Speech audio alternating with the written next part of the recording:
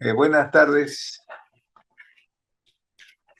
Siguiendo con nuestros martes de divulgación científica, hoy día 17 de junio de 2025 tenemos el tema anonimización y confidencialidad en reportes de caso, implicancias éticas y buenas prácticas. Tenemos como ponente a la autora Emiliana Rizopatrón Terrero. Eh, es un honor presentar a la doctora Emiliana. Ella es médico cirujano y magíster en epidemiología clínica con mención en métodos cuantitativos. La doctora Rizopatrón cuenta con una amplia experiencia en investigación clínica, bioestadística y análisis de datos y ha desempeñado funciones como asesora metodológica y estadísticas en proyectos de investigación biomédica en el Instituto Nacional de Salud del Niño de San Borja, donde coordina el Centro de Gestión de Datos y participa activamente en el Comité Institucional de Ética e Investigación.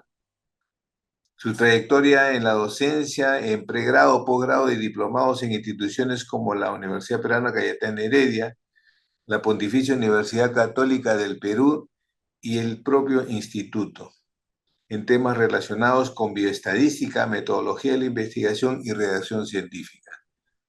Ha sido autora y coautora de diversas publicaciones científicas en diversas revistas indexadas y ha recibido premios por su destacada labor en investigaciones pediátricas.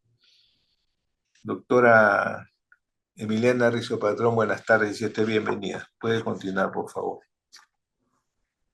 Estimado doctor Mesa, muchas gracias por la amable presentación. Estoy acá muy contenta de participar en estos martes de divulgación científica, lo cual es un esfuerzo más de nuestra institución de seguir construyendo capacidades en investigación y docencia, no solo a quienes trabajan en el instituto, sino también toda la comunidad, siguiendo la misión de nuestra unidad de investigación y docencia, así como el profundo motivación personal de parte de todos nosotros para construir una comunidad científica más sólida en el país y seguir avanzando con el aporte científico al beneficio de nuestros niños. Voy a dar inicio entonces con esta introducción a mi presentación. Si me dan unos minutitos para acomodar mi pantalla. Ay, perdón.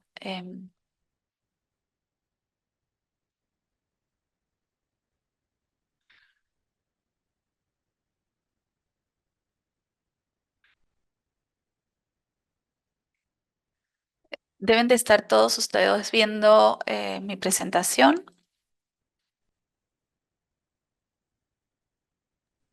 Sí, doctora. Mu- Ok, muy bien, gracias Rosalinda. El título del tema de mi presentación el día de hoy tiene este enfoque que es los reportes de caso y abordar con seriedad lo que es la confidencialidad y entender también lo que entendemos por anonimización, todo lo que tiene que ver con la parte ética de los reportes de caso. Yo les doy un poco mi contexto. También trabajo no solo en la subunidad de investigación del instituto, sino también participo liderando el comité de ética del Instituto Nacional de Salud del Niño San Borja. Por lo tanto, tenemos algunas experiencias importantes en cuanto a revisión de reportes de caso. Antes de empezar con la presentación, debo declarar que las opiniones expresadas aquí en esta presentación son exclusivamente personales y no representan la postura institucional de ninguna entidad con la que tengo afiliación.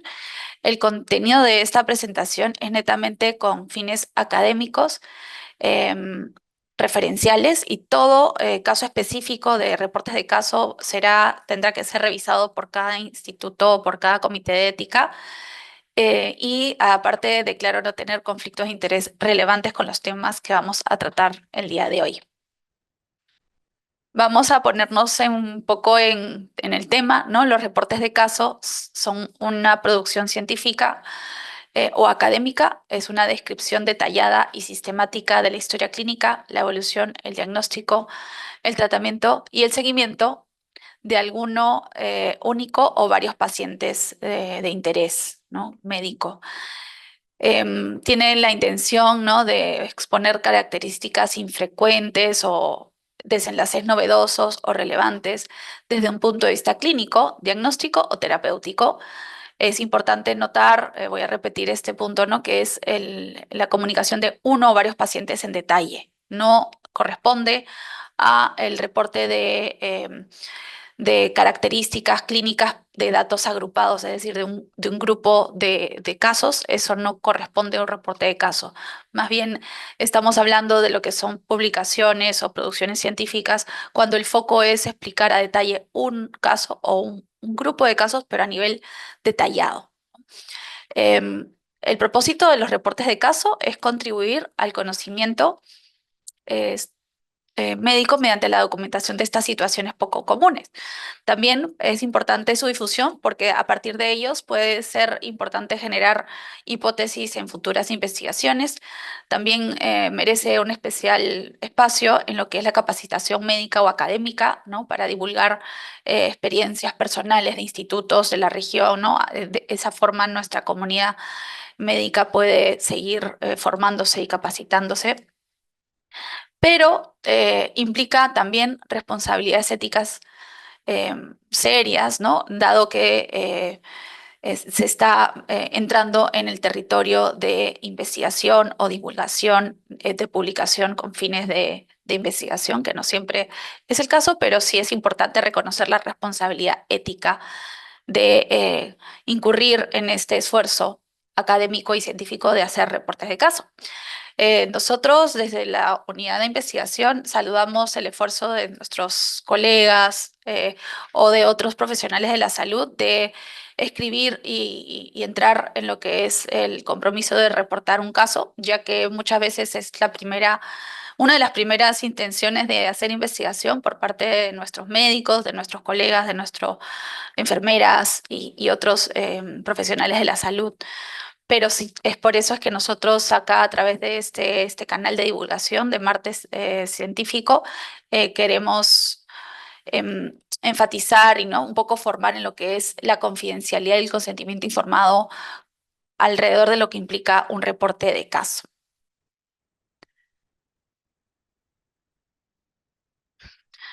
Entendemos que cuando estamos frente a un reporte de caso, es muchas veces un momento específico en la atención clínica, ¿no? Y ese momento, este lugar, este espacio temporal donde el médico tratante se encuentra frente a un paciente que potencialmente podría ser producto de un reporte de caso, es un momento único y específico. Y esta oportunidad, por eso es muy importante, por eso que estamos haciendo esta capacitación, cosa que ustedes médicos, cuando estén frente al paciente, puedan considerar estos aportes de conocimiento, de capacitación en ese momento.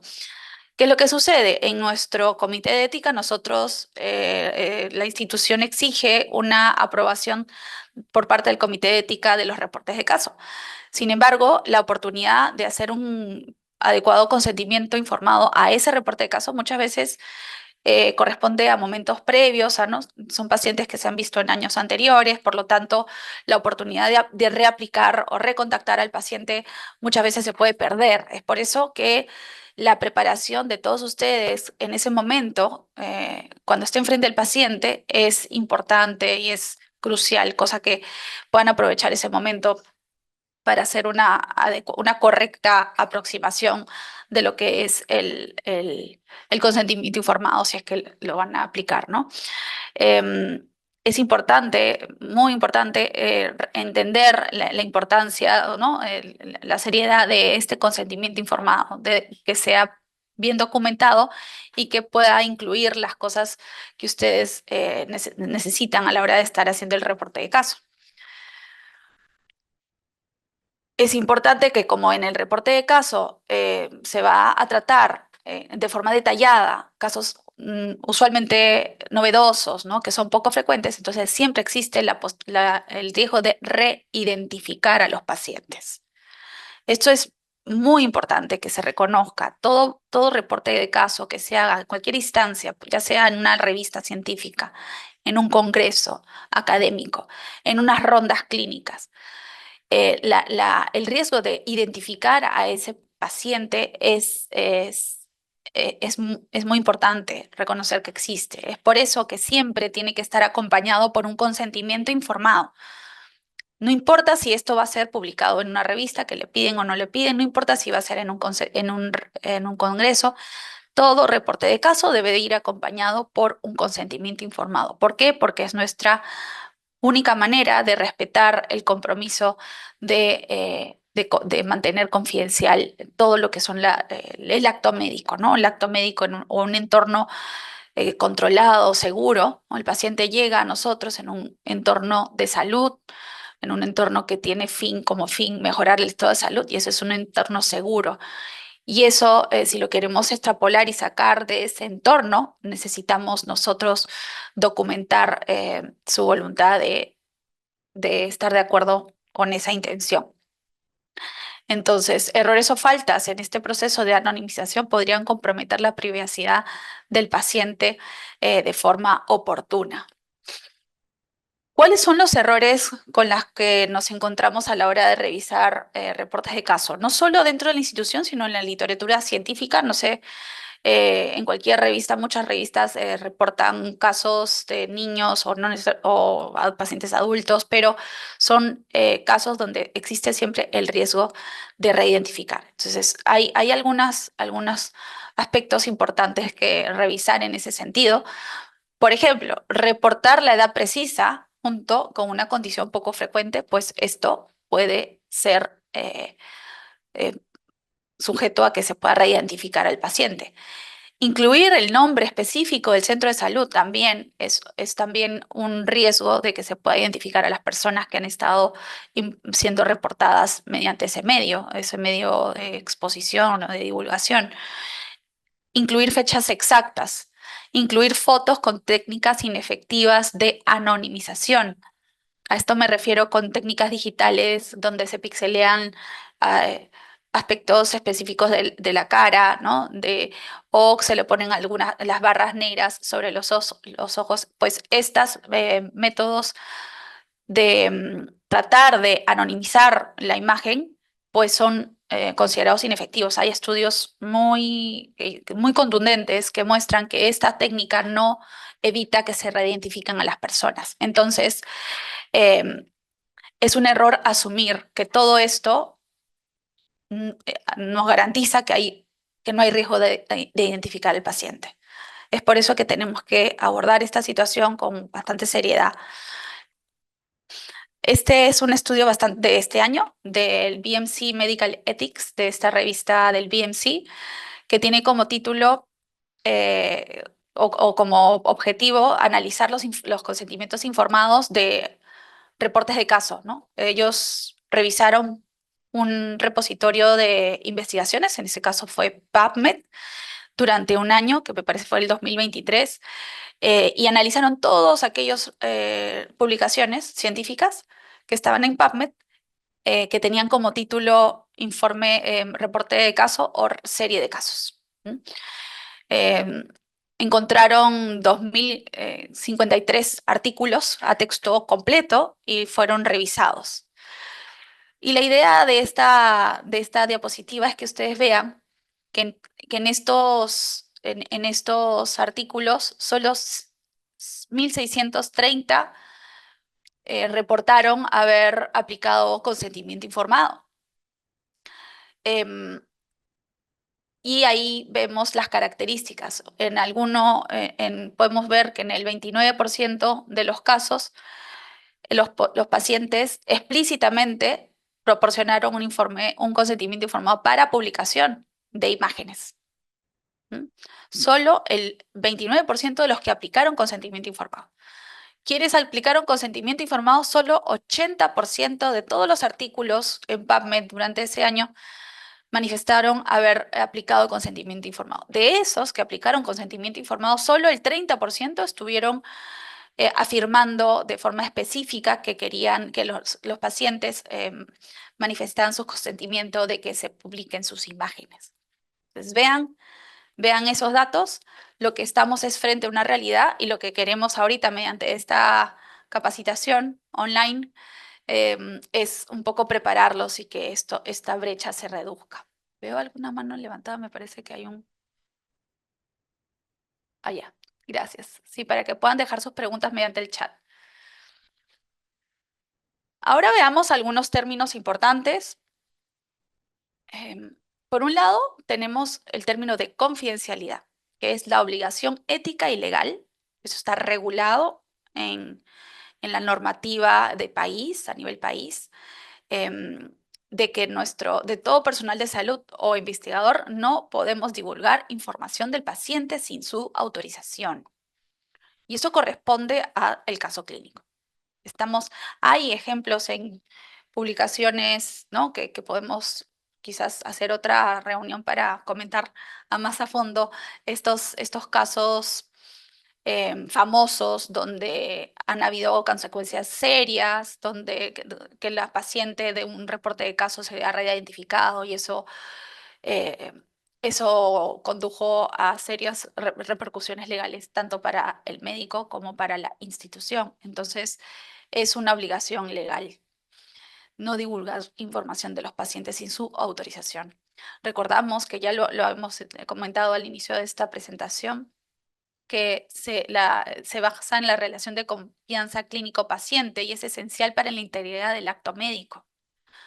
Si nosotros amenazamos la confidencialidad del espacio de una consulta médica, estamos amenazando toda la razón de ser del acto médico. Por eso es muy importante nosotros respetar y valorar y honrar este espacio seguro que le damos a nuestros pacientes.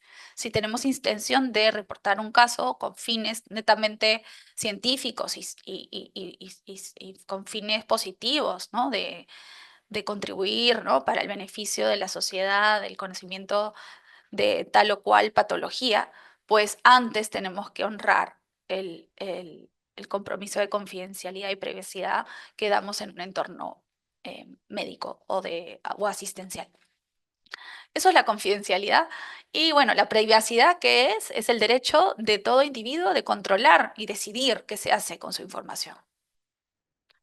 Información personal y médica. Incluye decisiones sobre qué compartir, con quién y para qué propósito. Y esto es lo que nosotros hoy día queremos un poco anticipar. Vamos a hacer más de este tipo de capacitaciones. En el próximo mes probablemente vamos a ver lo que son cómo armar este consentimiento informado, pero hoy día el punto es la anonimización. Así que a partir de esto vamos a hacer algunas capacitaciones adicionales. Ay. Ok, acá está la siguiente diapositiva. Otro término importante que tenemos que revisar es el término de desidentificación. El propósito o este término corresponde a lo que va a ser la eliminación, por un lado, o reemplazo de identificadores personales. A modo de que se vuelva difícil volver a vincular al individuo con sus datos. Esto es la de-identificación, ¿no? Eliminación o reemplazo de identificadores personales para que sea difícil volver a vincular al individuo con sus datos. Para la de-identificación tenemos varios métodos. La eliminación, es decir, no usar ese dato. El enmascaramiento, por ejemplo, rango de fechas. En vez de yo usar fechas específicas o precisas, fecha de nacimiento 26 de septiembre del 1980, ¿no? Esa sería una fecha, es un identificador personal, por si acaso la fecha es un identificador personal. Yo podría decir el rango de fecha, ¿no? Fecha de nacimiento, ¿no? El último trimestre del año del 1980, ¿no? Eso es un método de desidentificación. Pseudo-anonimización es el reemplazo de identificadores por códigos, ¿no? Eso también es un método para identificar. Cuando yo reemplazo un identificador, por ejemplo, un número de historia clínica, es obviamente un identificador personal, y yo lo reemplazo por un código, pues esto es una pseudo-anonimización. Dependiendo del método que se use para desidentificar los datos, pueden ser potencialmente reidentificados. Entonces, es importante entender esta figura de reidentificación de datos. Podemos tomar métodos de tratar de que esté oculta la información, pero si hay un riesgo de reidentificarlo, pues tenemos que reconocerlos y anticipar. ¿Y qué cosa es entonces la anonimización? Pues esta sí es una eliminación irreversible de un vínculo entre individuo y sus datos. Esto quizás no corresponde a reporte de caso, pero veamos este ejemplo. Tengo una base de datos donde tengo número de historias clínicas y asociado con una serie de información de los pacientes. Pues la anonimización sería eliminar esa columna que dice historia clínica. Ahora, si yo cambio ese número de historia clínica y lo pongo un código, pues eso no es anonimización. Eso es una pseudo-anonimización que se puede reconectar ese código con esa historia clínica. Por lo tanto, el riesgo de reidentificación todavía existe. La anonimización, entonces, es la eliminación irreversible entre el individuo y sus datos. Es imposible restablecer esa conexión. Es obviamente más fuerte que la desidentificación y no es susceptible de la reidentificación. Por ejemplo, cuando tenemos estudios donde utilizan promedio de edad, ¿no? Ya no podemos identificar estos datos a nivel individual. Riesgo de reidentificación, entonces, mediante la triangulación de datos, por ejemplo, la combinación de cierta enfermedad más cierta ubicación geográfica más cierta edad, si yo uno estos tres datos que aisladamente pueden no identificar a una persona, pues existe el riesgo de reidentificación.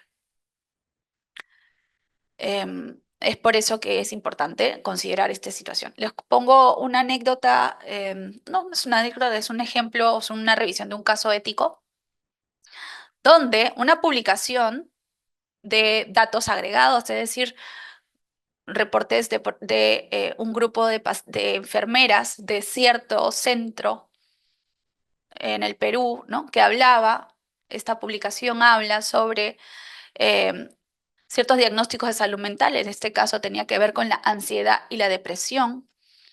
Si yo doy resultados y digo el nombre del instituto a título completo y con ciertas fechas, teóricamente podríamos estar refiriéndonos a un grupo de personas que podrían ser identificadas, reidentificadas parcialmente, y podría ser negativa la connotación de estos hallazgos médicos de salud mental. Entonces, fíjense que es posible también tener cierta responsabilidad en ese sentido. Hay que tener bastante cuidado cuando se hablan más aún de temas sensibles, incluso cuando no estamos hablando de reportes de casos, cuando estamos hablando de un estudio transversal en trabajadoras o en enfermeras de cierto instituto, ¿no? En tal fecha y hablamos de diagnósticos o síntomas de ansiedad y depresión, pues esto podríamos estar cometiendo una violación ética porque podría comprometerse la susceptibilidad a este nivel en estas personas. Entonces, qué importante es pensar en esta situación.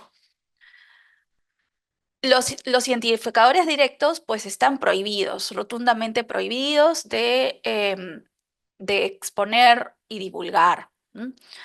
Números de identificación personal, historia clínica, números de teléfono, dirección de correos, fecha de nacimiento exactas. Nuevamente, esto muchas veces no nos acordamos, pues, pero la fecha de nacimiento es considerado un identificador directo.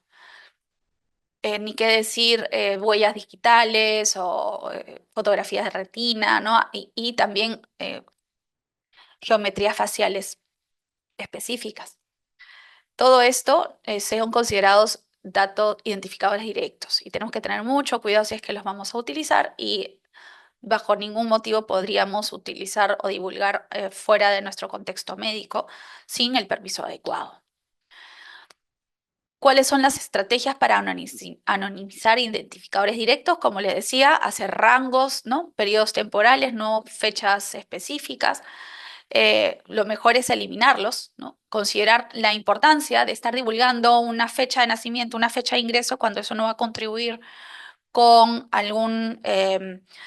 con un objetivo clínico importante de reportar, ¿no? La idea de reportar un reporte de caso es el valor científico novedoso, ¿no? Pero hay ciertas informaciones que no necesariamente contribuyen a ese objetivo. Es por eso que lo ideal es eliminar este dato. Eh, Técnicas de generalización, ¿no? Hacer, ¿no? Complementar, agrupar las fechas en rangos y usar códigos o seudónimos. La combinación de diversas estrategias va a mejorar esta protección. Es importante reconocer que la pseudo-anonimización no elimina la necesidad de consentimiento. Ojo. Si hay algo que vamos a rescatar de la charla de hoy, es primero el riesgo de reidentificar a los pacientes y segundo, la necesidad de consentimiento informado en el 100% de los reportes de caso. Todo reporte de caso, así no hayan datos, así se protejan, que no haya información directa, pues en todos ellos igual se tiene que aplicar el consentimiento informado. Hay casos específicos donde el investigador puede solicitar al comité de ética una exoneración de este requisito, pero eso lo va a revisar caso por caso cada comité de ética. Bueno, los identificadores directos es la edad, no es la fecha, pues la edad, el género, la ubicación geográfica, profesión, diagnósticos o condiciones raras. Y es importante que la combinación de estos identificadores indirectos podrían llevar a la identificación de la persona. Entonces, si yo sumo género más edad más ubicación, eso potencialmente podría identificar a una persona. Vamos a ver cómo pasamos con el chat. Si hay alguna pregunta, por favor, déjennoslo saber en el chat. Tengo acá algunas preguntas, gracias. ¿Cómo corregir sistemáticamente el error frecuente de no usar un consentimiento informado en el actuar clínico? Reconozcamos, Marco, primero, la diferencia entre el consentimiento informado para procedimientos diagnósticos o terapéuticos que hace el médico a la hora de pedir autorización de hacerle este procedimiento, donde dice los riesgos, ¿no?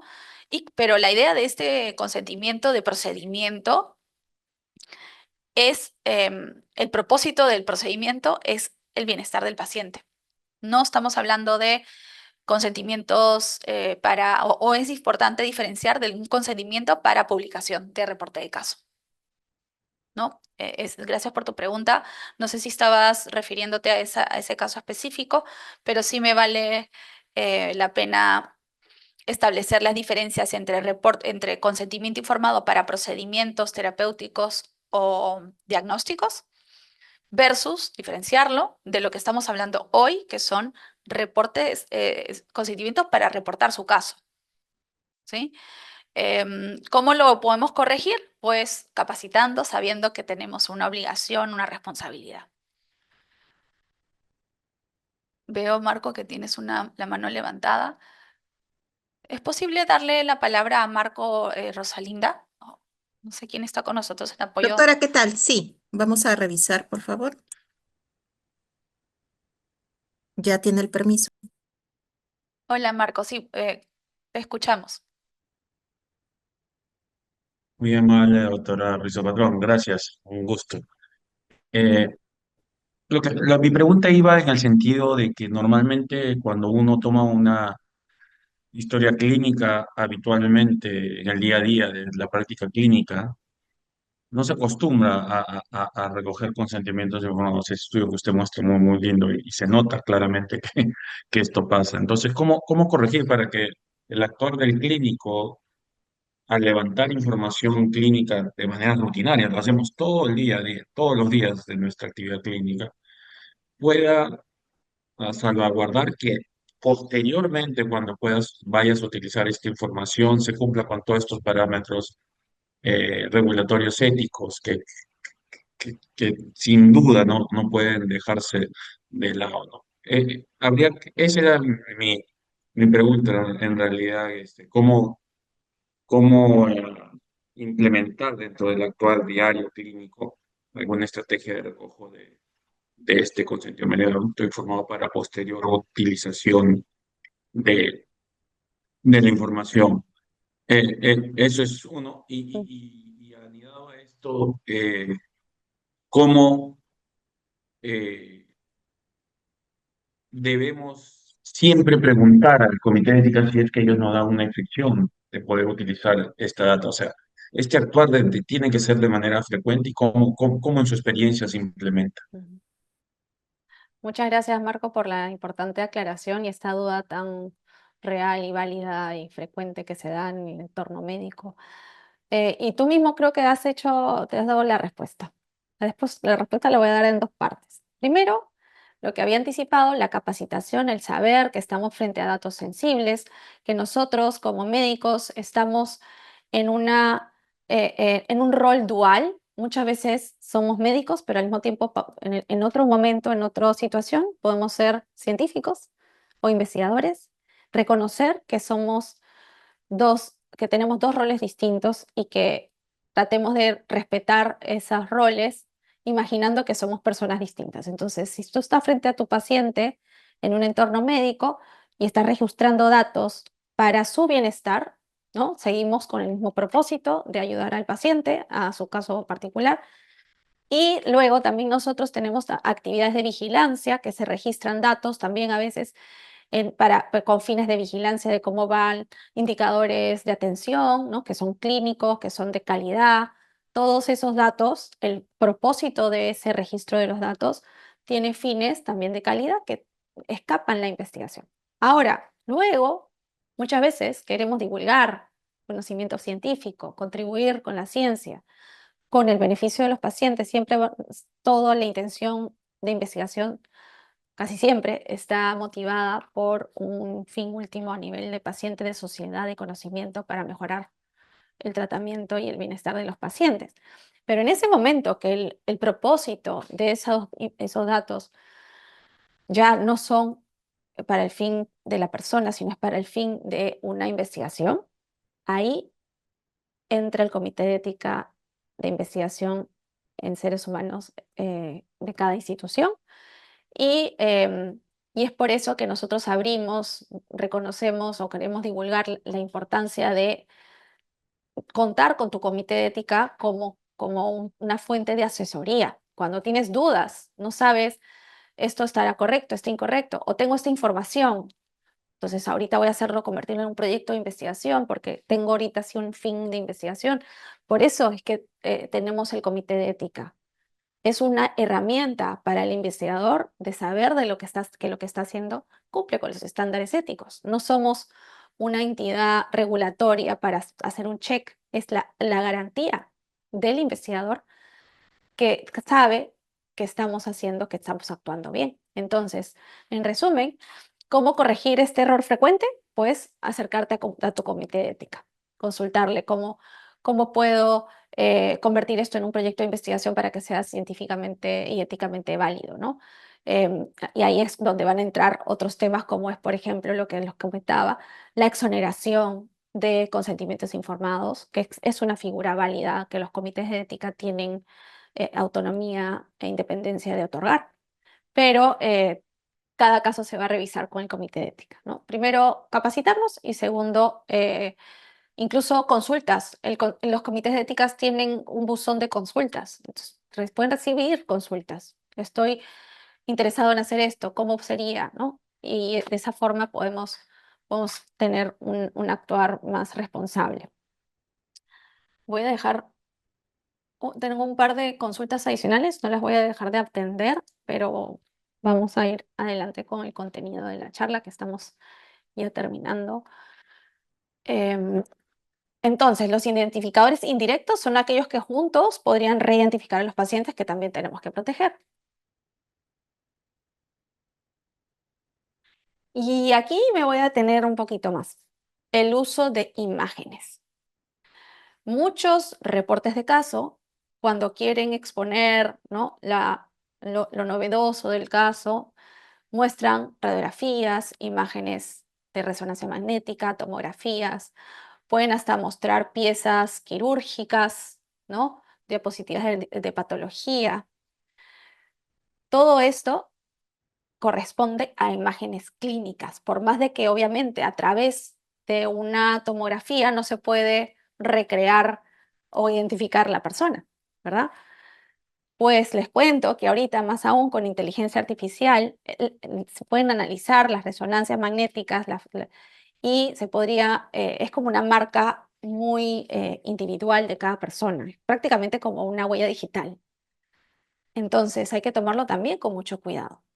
Y si vamos a usar imágenes, que yo creo que prácticamente todos los reportes de caso quieren de alguna manera u otra utilizar alguna imagen clínica, pues tienen que incluir en su consentimiento informado que quieren usar una imagen, ¿no? Tu radiografía de tórax. em, y, y explícitamente el paciente tiene que entender qué quiere decir eso.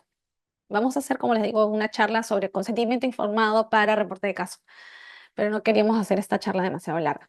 Entonces, con imágenes tienen que decir, entiendo que que van a usar mis imágenes para, ¿no?, reportar el caso clínico. Eso lo tiene que confirmar. Otro error que también vemos es que a veces sale algún identificador, un código en las radiografías. Eso no debería de estar presente en el reporte de caso. A veces hacen recortes de la imagen, ¿no? Un crop, y también cometen errores de que no terminan de salvar, de grabar esas imágenes con el respectivo recorte. Entonces, vemos a veces esos errores. Nuevamente, el consentimiento informado es tu refugio de saber que el paciente está autorizando. ¿Por qué hablamos de esto, del consentimiento informado tanto, ¿no? Si bien estamos hablando de un reporte de caso, ¿qué importa, no? Él no le va a pasar nada, no hay ningún riesgo, pues necesitamos reconocer el derecho de autonomía de cada persona de decidir sí o no le gustaría, ¿no?, contribuir con la ciencia, ¿no?, dar sus datos para A, B o C. Entonces, nosotros no podemos, tenemos que diferenciarnos de quizás el mundo de las redes sociales o el mundo de la publicidad, que se usan datos de personas de forma indiscriminada, ¿no? Pues nosotros no estamos en otro contexto. Somos médicos, estamos en un contexto de salud, queremos ser científicos, entonces sí lo tomamos de una seriedad diferente. Entonces sí le tenemos que preguntar y también esperar que su respuesta puede ser que no está, que no se siente cómodo de A o B y tenemos que respetarlo. Em, y lo que es más complicado, imágenes faciales. Pues la imagen facial definitivamente hay el riesgo de reidentificar. Y nosotros tenemos que tener la seguridad, porque esto ha pasado, han pasado casos legales importantes, y tenemos que contar con la autorización explícita de que el paciente está de acuerdo de que vamos a compartir y divulgar su cara. Y lo podemos mostrar incluso cuál es la foto que vamos a utilizar. El uso de barras en los ojos no exime que el médico tenga libertad de usar esa imagen. Necesita autorización. Yo sé que esto les puede sonar un poco exigente y rotundo, ¿no? Pero esto, si queremos ser éticos, eso es lo que implicaría. Y estoy segura de que el paciente si ustedes son capaces de explicarle el propósito de divulgar tal o cual imagen, pues el paciente últimamente va a comprender y también le puedes mostrar cómo es que van a ocultar esta información. Ahora, si el paciente les dice que no puede utilizar su imagen, su imagen de su cara, en este caso hay algunas alternativas donde se pueden hacer diagramas, ¿no? Como em, dibujos donde el resultado final de la imagen no es imposible reconocer al paciente. Entonces, se pueden hacer estructuras faciales, ¿no?, como diagramas simples, donde se podría igual exponer el caso sin tener que comprometer la identidad del paciente, ¿no? Entonces, es importante. Ustedes comprenderán que estas imágenes son permanentes. Es decir, muchas publicaciones, si no decir el 100% de las revistas científicas, son digitales, y quedan para siempre. Entonces, debemos de reconocer lo crítico que es este paso y nosotros debemos estar conformes y tranquilos de que el paciente está de acuerdo, ¿no? Em, por eso es que les recomendamos que el comité de ética pueda revisar cada caso en específico, ¿no? Yo tenía algunas preguntas, mm, Rosalinda, pero se me han borrado. Doctora, ¿le puedo leer las preguntas? Sí, por favor. Gracias. Sí.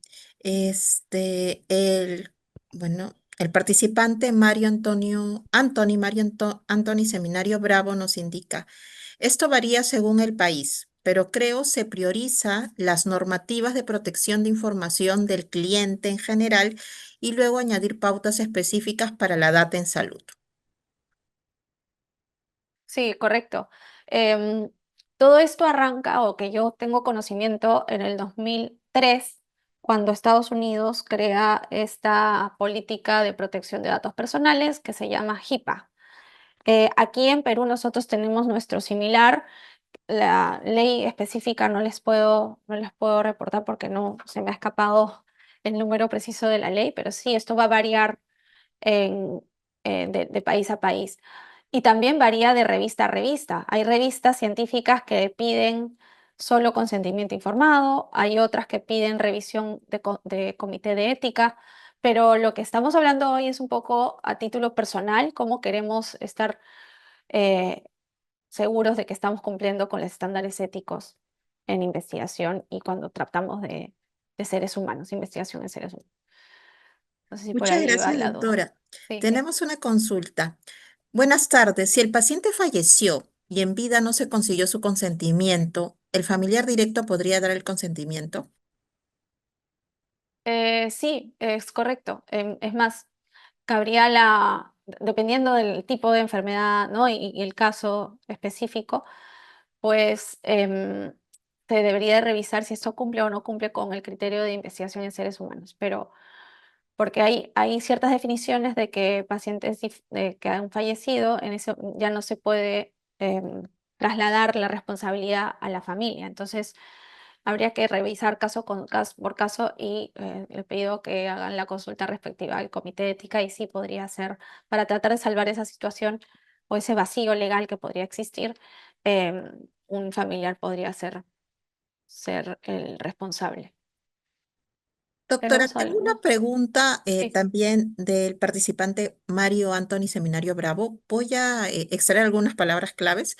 Él nos indica acerca de la disposición de imágenes médicas para poder ser input para modelos de deep learning. Ujú. Ajá. Interesante. Bueno, eso está en plena discusión actualmente. En otros países eso está un poco más avanzado, está más regulado. En el país, pues todavía no está del todo resuelto. Y hay tres asuntos que yo podría anticipar que merecen una discusión y normativa para que nos ayude a todos nosotros a guiar cuál va a ser nuestro actuar del día a día. Por un lado, es el uso de información para creación de modelos, ¿no? De modelos automáticos o de algoritmos, ¿no? Como lo que has mencionado, y que eso sea comercializable. Entonces, por eso es que digo tres cosas, ¿no? El uso de la información, ¿no? El permiso que necesitamos para usar la información. ¿Para qué? Para decir este modelo y por último, si es o no con fines de hacer un producto comercializable. En este entorno nacen una serie de preguntas, ¿cierto? Em, y al final vamos a tener que referirnos a esta autonomía del participante o de la persona.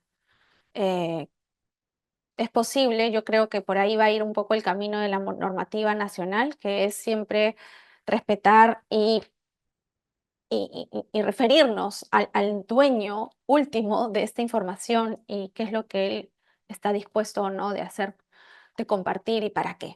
Entonces, a la larga, lo que se va a necesitar son consentimientos informados, específicos, donde el participante pueda estar de acuerdo con ciertos distintos ítems, ¿no? Que puede ser con fines comerciales, pues no estoy de acuerdo y demás, ¿no?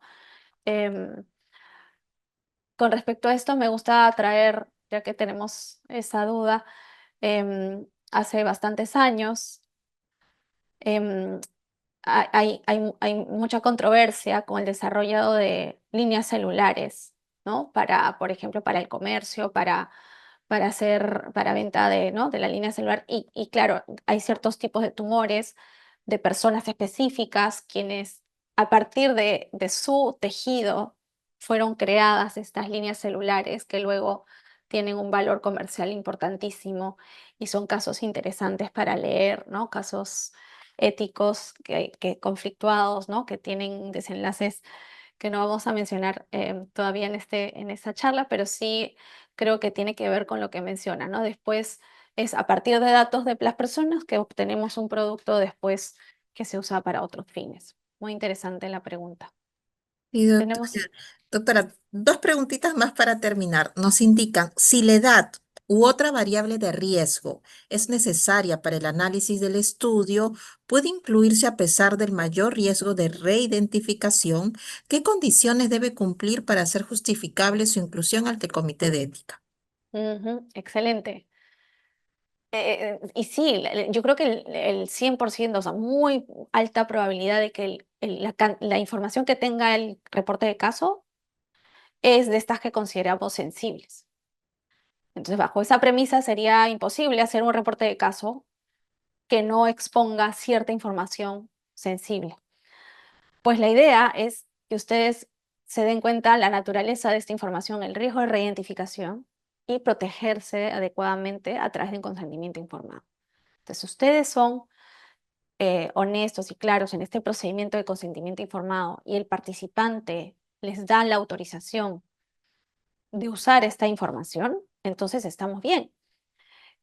Hay dos casos, ¿no? Hay un caso que puede ser que sí sea importante, pero no tienes el permiso del paciente. Ahí es donde se vuelve complicado. Si tú tienes un consentimiento informado que avale que esta persona te dio el permiso de usar tal o cual información, estamos bien.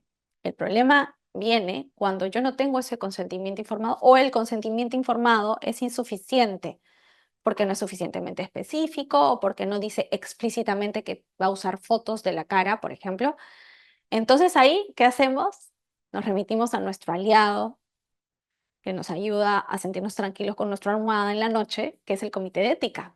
Entonces el comité de ética puede revisar situaciones extraordinarias donde no hay un consentimiento apropiado que avale pues, este permiso. Entonces, ¿qué se hace?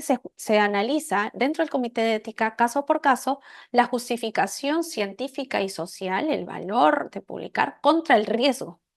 Y eso es lo que hacemos en el comité de ética todo el tiempo, todos los días. Valoramos el riesgo y el beneficio. ¿Qué es lo que va a justificar? Pues que no tengas el permiso del paciente, que lo has tratado de contactar, tienes que demostrar o por lo menos declarar una declaración jurada que has tratado de contactar al paciente para pedirle el permiso y que ha sido imposible. Todas estas cosas son elementos necesarios para solicitar la dispensa de consentimiento o la exoneración de consentimiento informado. Y por otro lado, necesitamos justificar el valor de la investigación o del reporte de caso. Son esos dos elementos los que nos va a ayudar a hacer nuestro caso frente al comité de ética, porque ahí es donde tenemos que balancear el riesgo y el beneficio. Entonces, sí, un poco va a ir por esa línea. Muchas Y gracias, doctora. Justo el doctor Tobar había realizado una consulta que tiene que ver con lo último que usted comenta. Si se anonimiza las imágenes, ¿se pueden usar sin haber obtenido el consentimiento previamente después de que el comité de ética dé su autorización? Bueno, ahí tenemos varios elementos, varios Sí. pasos. Primero, anonimizadas, entre comillas. Ya sabemos que anonimizadas no siempre nos referimos a lo mismo. Una imagen es prácticamente imposible de anonimizar, a menos de que se hagan diagramas, se recorte parte de... Si es la cara, es imposible de anonimizar. Así pongamos barras en los ojos. Por un lado. Luego, el comité de ética lo puede revisar, pues sí, y su trabajo va a ser revisar el contenido de esta imagen y si es que no se pudo obtener el consentimiento apropiado, entra a lo que va a ser discutir si es que se otorga o no la dispensa del consentimiento. Pues, dado que yo no tengo consentimiento, ¿qué hago con esta investigación? Es una pregunta válida. Y ahí entramos en lo que va a ser el valor científico y social de este trabajo. Es un trabajo que tiene escaso valor social y científico y alto riesgo de que se exponga la cara de un paciente que no dio su permiso, pues probablemente ahí no vamos a otorgar la dispensa de consentimiento informado. Sin embargo, si yo tengo, por otro lado, un aporte importante científico y el riesgo, vemos que estamos tratando de minimizar este riesgo, ahí podríamos entonces ver la posibilidad de otorgar la dispensa de consentimiento informado, ¿no? Entonces la idea es un poco entender de que estamos hablando de un procedimiento que se llama dispensa o exoneración de consentimiento informado, para lo cual hay una serie de criterios y se analiza caso por caso que considera riesgo contra beneficio. Entendiendo de que muchas veces existe un beneficio que se puede perder si es que somos exagerados y excesivos en bloquear investigaciones cuando el aporte científico de ellas puede sopesar el potencial riesgo. Entonces, es caso por caso. Espero haber podido responder la pregunta. ¿Tenemos más preguntas? Listo, doctora, tenemos... Sí, van Siguen apareciendo las apareciendo. preguntas.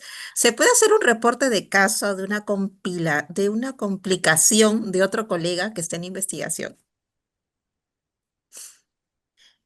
¿Se puede hacer Ah, un ya, reporte ya, de ya caso, estoy ajá, de una entendiendo. complicación de otro colega que esté en investigación? Ah, bueno, ahí tendría primero el reporte de caso, o sea, ¿quién es el sujeto de investigación? ¿El paciente donde está haciendo la complicación o de donde está sucediendo una complicación? ¿O es una práctica, o sea, se está cuestionando el actuar médico, ¿no? Entonces habría que ver quién es el dueño del caso, de la información. Sí, lo manejaría con bastante discreción y cuidado, pues esto podría ser potencialmente negativo legalmente para el colega, pues, ¿no? Yo creo que no sería de mi postura ser más cauteloso, esperar el desenlace y definitivamente em, hacer una consulta con el dueño del caso, ¿no? Eh, Eso estamos hablando de otro tema, eso se llama ética en la publicación, en el que hay una disputa o podría haber una disputa en que este paciente es de quién. ¿Quién tiene el derecho de...? Ese es otro tema que es importante también reconocer, que tiene que ver con la autoría o quién tiene el derecho de reportar tal o cual caso. Se compartirán las diapositivas, dice una participante. Creo que sí, la idea de Gracias. este audio, Sí. de esta grabación también que quede en nuestro repositorio. Sí, sí, doctora, justo les voy a compartir, muchas gracias. Les he compartido el canal de YouTube.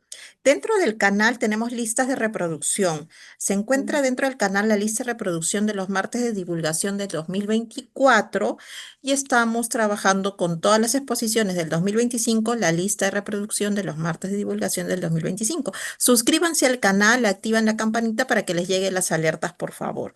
Ahí está el canal de YouTube, ahí van a ver todas nuestras sesiones se encuentran en el canal. Por favor, le dan clic al canal, ingresan al link, se suscriben para que les llegue las actualizaciones. Y ahí van a ver las listas de reproducción. Recuerden, sigan las listas de reproducción que son temáticas y van a encontrar todas las sesiones. Gracias. Gracias, Rosalinda. Y bueno, gracias a todos ustedes quienes se han unido a esta charla. He dejado ahí un largo rato mi correo electrónico. Tienen también a través de la unidad de docencia y mediante el comité de ética también podemos recibir sus consultas. Em, y siempre los invito a hacer investigación dentro de los estándares éticos y de buenas prácticas. Para eso hay muchos recursos y este es uno de ellos que busca fortalecer estas capacidades. Gracias a todos. Muchas gracias, doctora. Gracias por acompañarnos y gracias a todos los participantes que se han sumado el día de hoy. Hemos tenido una gran acogida con el tema y la doctora Emiliana nos va a acompañar en diversas sesiones en adelante para poder trabajar temas relacionados al tema que vimos hoy, consentimiento informado y también poder atender sus dudas o consultas. Recuerden que nuestro Comité de Ética Institucional aquí, para aquellos participantes que son del instituto, les va a brindar todas las facilidades. Si tienen alguna duda, inquietud, pueden visitar el comité de ética para que nuestro equipo los pueda atender. Muchas gracias, gracias doctora. Y nuevamente los invitamos a seguirnos en las redes para que se enteren de todos los eventos académicos que realizamos. Gracias, nos vemos doctora, muy amable, gracias. Gracias, Rosalinda.